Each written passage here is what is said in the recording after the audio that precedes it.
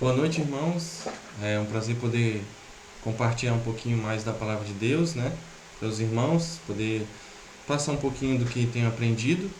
É interessante que no estudo passado nós aprendemos um pouco sobre a vida de Sansão, né? E eu gostaria de compartilhar outro trecho ainda no livro de Juízes. E hoje à noite eu gostaria de compartilhar um pouco sobre a história de Débora e Baraque, né? Mas antes eu gostaria de falar um pouquinho, porque o livro de Juízes ele é cheio de histórias, cheio de atos de Deus, né? Usando pessoas comuns como eu e você para fazer a vontade dele, né? E vimos, se você voltar um pouquinho, Sangar, né? E também um pouquinho antes, no capítulo 3 nós vemos o juiz chamado Eude, né? Um homem interessante, um homem canhoto, né? Interessante a história desse homem. Mas eu gostaria de ver que depois os irmãos podem conferir o interessante o tempo que teve de paz, 80 anos de paz. Mas no decorrer da história, no finalzinho, nós vemos que o povo se desviou e voltou a fazer o que faziam antes, né? Infelizmente, saía a liderança e o povo voltava a cometer os mesmos erros que cometia antes, né? E é interessante que um dos focos principais para pensarmos aqui ao lermos o livro de Juízes é sobre a diferença entre uma reforma religiosa e um reavivamento espiritual. Se a gente for ver o que estava acontecendo lá com o povo, né? Porque uma reforma religiosa nós vemos uma forma simples de ver, né? Uma reforma religiosa ela alteraria de modo temporário a conduta exterior, né? Uma reforma religiosa. Mas se você for ver o princípio de um reavivamento espiritual, ele vai um pouco mais fundo do que uma reforma religiosa. O reavivamento espiritual ele é mais interessante porque ele transforma para sempre o caráter interior. Então esse que é o foco aqui do livro dos Juízes, se a gente for ler e pensar nesse lado, o lado exterior e o lado interior. Pensando tanto no lado do povo de Israel como nossas vidas também, né? Nós podemos ver essa realidade quando o povo de Israel esteve sobre a liderança de Eude, né? Os israelitas eles obedeceram, tiraram os ídolos, voltaram à adoração ao Deus verdadeiro, né? Mas quando se viram livres dessa obrigação, né? Uma obrigação, seguiram os próprios desejos, né? Quando o juiz sai de cena, eles voltam a fazer o que faziam antes, né? Vemos essa atitude, infelizmente, que revelou que o coração do povo estava vazio, o coração que não tinha um compromisso, não tinha sido realmente compromissado com Deus, né? Então nós vemos que sempre que o povo de Israel clamava a Deus, não estavam pedindo perdão pelos seus pecados, né? Um clamor a Deus ali não era para perdoar, para pedir perdão pelos seus pecados, assim, uma forma de arrependimento verdadeiro, né? Mas sim um livramento de uma aflição, né? O fato é que se o povo tivesse se arrependido verdadeiramente, seria interessante essa atitude do povo, Deus teria feito muito mais do que libertá-los da escravidão física, né? Que infelizmente é o que estava acontecendo com eles. Eles cometeram esse erro de se desviar dos caminhos de Deus, estavam sendo escravizados pelos outros povos, clamaram a Deus por livramento, mas se eles tivessem pedido pelo livramento físico e pelo livramento espiritual que eles estavam tendo, né? Eles estavam precisando ter um livramento espiritual, né? Um reavivamento verdadeiro ali no coração deles, né? É o interessante que se a gente pensar no livro de Juízes é uma lição muito importante sobre Salmos 51:10 que fala: Cria em mim, ó Deus, um coração puro e renova dentro de mim um espírito inabalável, né?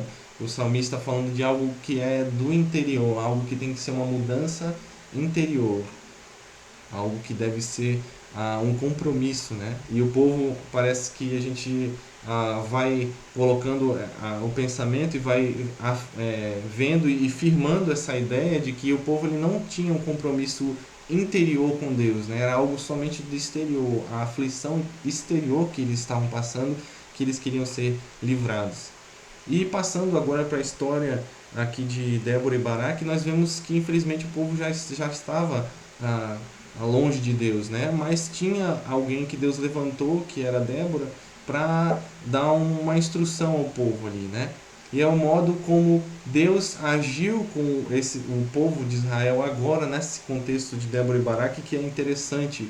Por que Deus colocou aquela mulher, deixou aquela mulher ali como uma profetisa ou uma mulher que estaria dando instruções ali, né? Por que Deus permitiu isso? O modo de agir de Deus ali foi muito interessante nesse caso aqui. Deus ele então levantou uma mulher para julgar seu povo e desafiar um homem em particular a fazer seu papel de líder. E também mais à frente Deus usa outra mulher para matar o capitão do exército de Jabim, o Císera, né? Então foi um ato da graça aqui de Deus sobre seu povo, ter levantado uma mulher corajosa, mas também uma humilhação para os israelitas, porque essa sociedade aqui, a gente sabe, né, que a sociedade ali, a parte de quem foi instituído por Deus para ser líder, para estar na frente, não era o caso da mulher, eram os homens. Então foi da parte de Deus uma forma de julgar o povo e mostrar para eles o que vocês estão fazendo. Era para ter homens liderando aqui, era para ter homens sendo à frente do povo, não uma mulher. E é interessante, versículo 7, Juízes 5:7 fala: ao dar-lhes uma mulher para ajudá-los, Deus estava tratando o seu povo como crianças. Um comentarista falou isso, né? Porque o povo de Israel estava agindo como crianças com relação às coisas espirituais, infelizmente. Mas Deus trouxe essa mulher para dar essa cutucada aí no povo, né? Mostrar o que eles estavam fazendo, a atitude. E é interessante que a mensagem de Deus para Baraque, aqui no decorrer da história, era que Deus daria a vitória a Israel. Deus levantou a Débora e queria que Baraque tivesse essa iniciativa, né? Débora falou: vai, que Deus vai te dar a vitória, Deus vai te abençoar. Mas Baraque teve um pouco de medo, deu uma recuada ali, não confiou realmente no Deus em primeiro lugar, né? Precisou de um empurrãozinho ali, né? Então todo esse plano é interessante, um plano de Deus todo traçado aqui para dar vitória ao povo de Israel. Começa tudo nesse início, nessas atitudes aqui, tanto de Débora instruindo a Baraque, Deus trabalhando para que Baraque tivesse fé em confiar em Deus, tudo começando devagar. Infelizmente era para ter sido Baraque ter tomado essa iniciativa, né? Mas Deus usou Débora para humilhar o povo de Israel, ela sendo uma mulher. É interessante o que esse comentarista disse, ele diz: quando Deus deseja glorificar a si mesmo por intermédio de seu povo, sempre tem um plano perfeito para seguirmos. Deus escolheu o líder de seu exército, o local da batalha, em segundo lugar, e o plano a ser seguido pelos seus soldados. Além disso, garantiu a vitória. Então, dando todos os passos aqui, Deus já tinha tudo planejado. Deus já tinha o líder que ele queria colocar Baraque ali como o líder do exército. Ele já tinha o local onde ele já iria levar aquela batalha para acontecer, e ele já estava com o objetivo de dar a vitória para o povo, né? E Deus também usou alguém aqui, né? A pessoa que Deus usou, não somente o modo como Deus agiu aqui, toda essa instrução, todo esse plano grande envolvendo aqui todos esses personagens, mas também uma pessoa em particular, né? Que nós vemos do versículo 8 a 10. É interessante voltar um pouquinho aqui no modo como Deus agiu, versículo 4 a 7. Eu vou ler para vocês o versículo 7 para mostrar a estratégia de Deus aqui. Ele diz: e atrairei, Juízes 4:7, e atrairei a ti como para o ribeiro de Quizon a Císera, capitão do exército de Jabim, com os seus carros e com a sua multidão, e o darei na tua mão. Então tinha uma estratégia, tinha um modo de ação do plano aqui de Deus. E Deus também colocou uma pessoa ali, alguém para fazer, para liderar o povo nesse sentido, né? Do versículo 8 a 10 do capítulo 4, eu vou ler só o versículo 8 e 9, que diz: então lhe disse Baraque: se fores comigo, irei, porém se não fores comigo, não irei. E disse ela: certamente irei contigo, porém não será a tua mão, não será tua a honra da jornada que empreenderes, pois a mão de uma mulher o Senhor vencerá ou venderá a Sísera. E Débora se levantou e partiu com Baraque para Quedes. Então aqui é interessante, algo interessante aqui é que Baraque ele não era um juiz, e quem estava auxiliando o povo aqui era Débora, né? Como o texto diz, né? Os filhos de Efraim subiam a ela por juízo, nos versículos anteriores ali, né? 4, versículo 5, nós vemos que eles subiam a ela. Então nós, quando somos chamados por Deus, é interessante pensar nesse sentido aqui, dessa história, nós quando somos chamados por Deus precisamos estar prontos para seguir a ordem dele. Aqui pensando no contexto da ordem de Deus para Baraque, né? A atitude então aqui de Baraque foi de muito medo, porque no seu coração, ele não cria que Deus estaria com ele durante a batalha, ele estava com um pé atrás, receoso, com medo daquilo. Eu não quero ir sozinho. Deus disse que vai dar a vitória, mas eu não quero ir sozinho, eu quero que alguém físico vá comigo, né? Uma parte de fé aqui que Deus estava provando a Baraque, né? E mal sabia Baraque que ele não ia precisar fazer basicamente nada, porque Deus ia fazer tudo por eles, né? Versículo 8, o finalzinho fala: se fores comigo irei, porém se não fores comigo não irei. É interessante mais uma frase de um comentarista que diz: sabemos que Deus dá as ordens e também a capacidade de cumpri-las, e devemos obedecer às suas prescrições, os seus mandamentos, aquilo que Deus coloca aqui para seguir sua palavra. Todas essas peças aqui de um grande quebra-cabeça que é o que Deus quer que nós juntemos e coloquemos em prática, né? As instruções que Deus dá. Então devemos obedecer às suas prescrições, quaisquer que seja a circunstância. Sentimos as consequências ou sentimentos ou consequências, mas nem sempre é o que fazemos. Obedecer à vontade de Deus, independente de circunstâncias, independente de sentimentos, independente de consequências, que era a decisão aqui de Baraque. E ele Deus estava colocando em xeque a fé dele, né? É interessante pensar isso. E no decorrer da história, nós vamos ver que esse plano de Deus já tinha uma grande vitória, que já ia ser dada por Deus, no versículo 11 a 23. Nessa parte aqui da história, nós vemos que o foco principal é mostrar o Senhor dos Exércitos. Desde o início, nós vemos falando sobre Débora, depois coloca Baraque na cena, mas Deus está ali, o estrategista, né? O Senhor dos Exércitos. Nós vimos no início aqui que Débora estava sendo usada por Deus para instruir o povo, né? Para ajudar, como uma mãe ali para um conjunto, um grupo de crianças, crianças grandes, adultas, né? Que quiseram seguir os seus próprios caminhos, como diz, né? Cada um fazia aquilo que achava mais interessante, melhor para fazer. Infelizmente era essa a atitude do povo. Então eles precisavam de uma mãe, de alguém para juntar, para cuidar daquelas crianças espirituais ali, que não era o que Deus queria. Deus queria pessoas que seguissem a Ele, que quisessem uma transformação interior, não exterior. Então nós vemos aqui Débora, né, que ela estava sendo usada por Deus para instruir o povo. Somente aos que queriam essa instrução. Quem queria instrução ia até ela, subia até lá. E depois nós vemos que Deus usou e quis trabalhar na vida também de Baraque.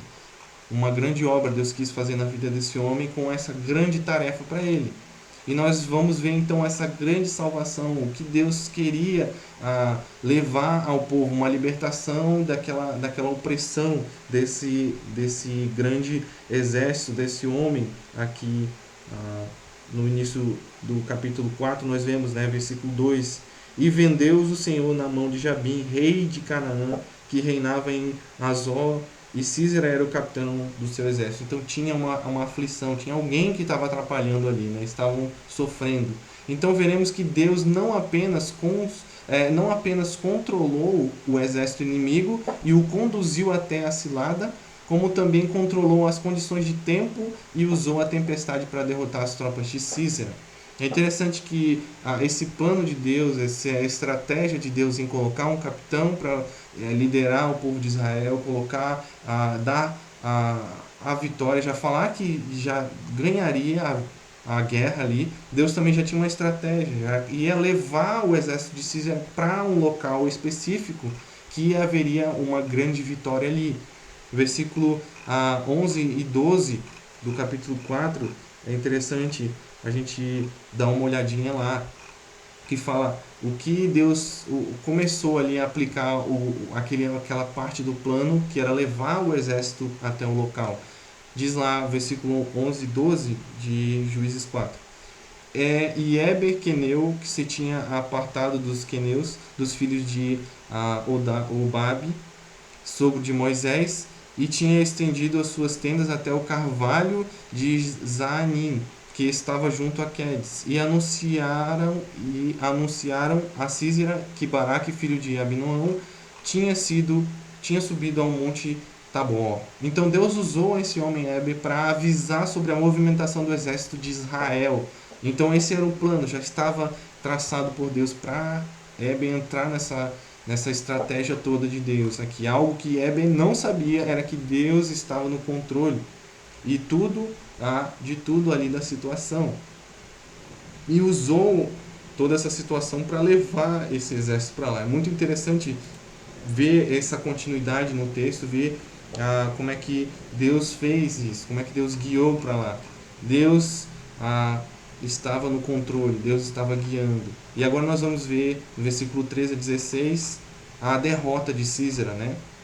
E é interessante ver um detalhe aqui, onde eles tinham a confiança ali, o exército desse homem, desse general Sísera, a confiança era nesses carros.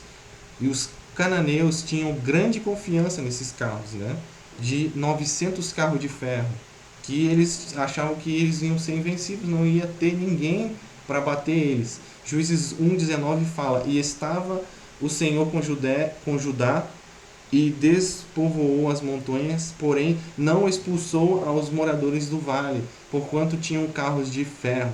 Juízes 1:19. Esses carros de ferro aqui que estavam aterrorizando ali as montanhas, todos aqueles povos ao redor, né?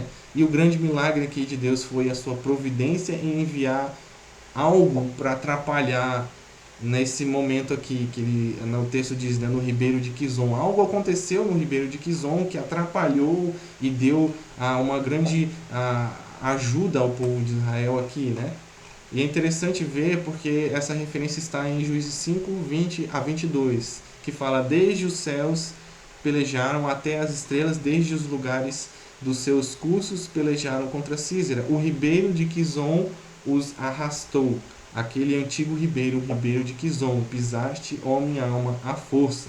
E é interessante pensar nisso, que Deus fez ali com o ribeiro, algo aconteceu, provavelmente uma chuva, uma tempestade, algo que fez com que o ribeiro crescesse, inundasse aquele local, aquele vale, né? Aquele local ali, e atrapalhando assim a movimentação dos cavalos, uma lama, algo que ia atrapalhar a movimentação dos carros, né? E o fato é que aquela lama impediu seriamente a mobilidade dos carros, atrapalhou ali aquela movimentação. Se fosse tudo seco, estaria uma movimentação perfeita, mas imagine uma lama, aquela meleca toda lá, atrapalhando tudo. E essa foi um dos pontos interessantes aqui que Deus foi trabalhando para dar a vitória ao povo de Israel. Juízes 4:15 fala: e o Senhor derrotou a Sísera. Não diz que o povo de Israel derrotou, não diz que Baraque derrotou, mas já começa dizendo: o Senhor derrotou a Sísera. Então aquela estratégia toda era de Deus. Deus estava no controle. Juízes 4:15: o Senhor derrotou a Sísera e os seus carros, e a todo o seu exército a fio de espada diante de Baraque, e Sísera desceu do carro e fugiu a pé.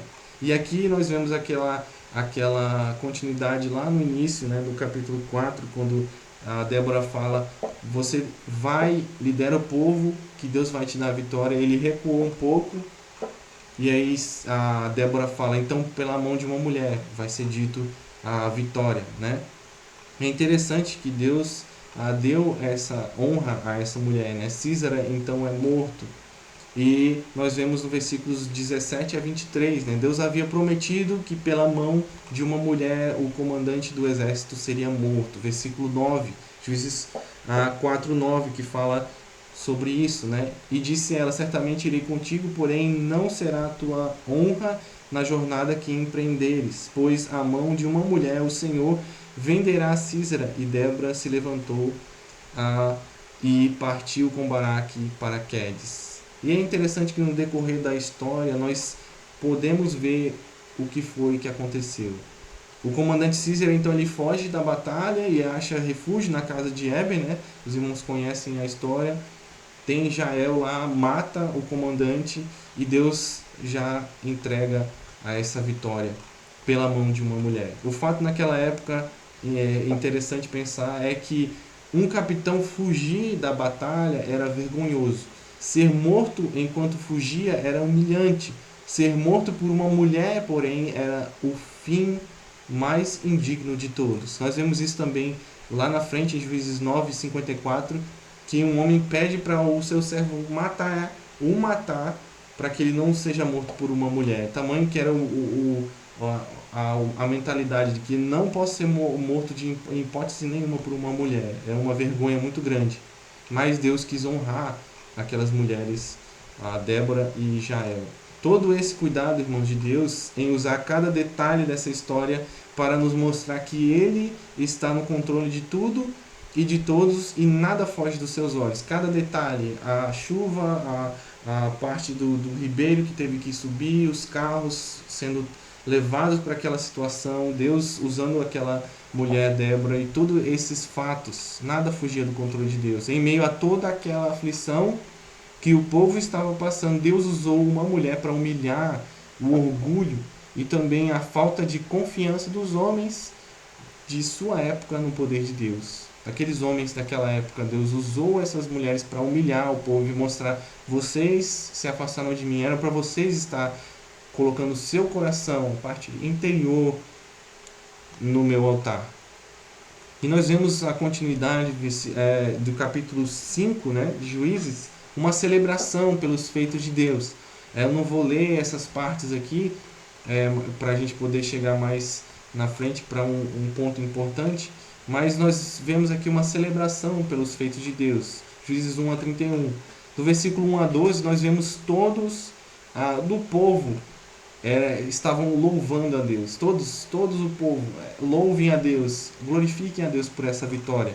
Eu vou só citar o versículo 2 e versículo 9 de capítulo 5 de Juízes, que fala, versículo 2: louvai ao Senhor pela vingança de Israel quando o povo, e versículo 9: meu coração é para os legisladores de Israel que voluntariamente se ofereceram entre o povo. Bendizei ao Senhor. Então dá glória, glorifique a Deus por essa vitória que foi dele, não foi do povo. Versículo 4 e 5 também fala: ó Senhor, saiu tu de Seir, caminhando tu desde o campo de Edom, a terra estremeceu, até os céus gotejaram, até as nuvens gotejaram águas. Os montes se derreteram diante do Senhor, e até Sinai diante do Senhor Deus de Israel. É interessante pensar nessa atitude, né? Deus estava no controle de tudo, fez chover, fez a água no ribeiro lá atrapalhar os carros, aquela lama toda. E pensa comigo também sobre um fato interessante, que o povo lá, eles adoravam a Baal, e Baal era o deus da chuva, né? E provavelmente ficou aquele desespero, né? O que eles estavam pensando ali, né? O desespero no coração deles ali, um mau presságio, alguma coisa aconteceu. Deus trabalhando em todas as formas, trazendo terror ao povo inimigo do povo de Israel, né? E nós vemos no versículo 12 a atitude de Débora falando: desperta, desperta, desperta, entoa um cântico, glorifica a Deus porque Deus deu a vitória, né? E também Deus falando com Baraque aqui, né? Versículo 12, Juízes 5:12 fala: desperta, desperta Débora, desperta, entoa um cântico, levanta-te de Baraque e leva presos os teus cativos, tu, filho de Abinoam. E é interessante antes, né? quando Deus fala com ele no versículo 6, Juízes 4:6, Deus fala: porventura o Senhor Deus de Israel não deu ordem? Ou seja, é para você essa ordem aí, Baraque, né? O que você vai fazer? E nós vemos também a louvar a Deus pelos voluntários que foram, no versículo 13 a 18, pessoas se voluntariaram para ir. Louvar ao Senhor por sua vitória. No finalzinho ali, versículo 19 e 23, nós vemos esse cântico de Débora e Baraque, né? No versículo 19 e 23, falando para louvar o Senhor pela sua vitória, entoar porque Deus tocou nos corações, Deus movimentou, trouxe toda essa organização e fez essa grande vitória. Deus deu a vitória.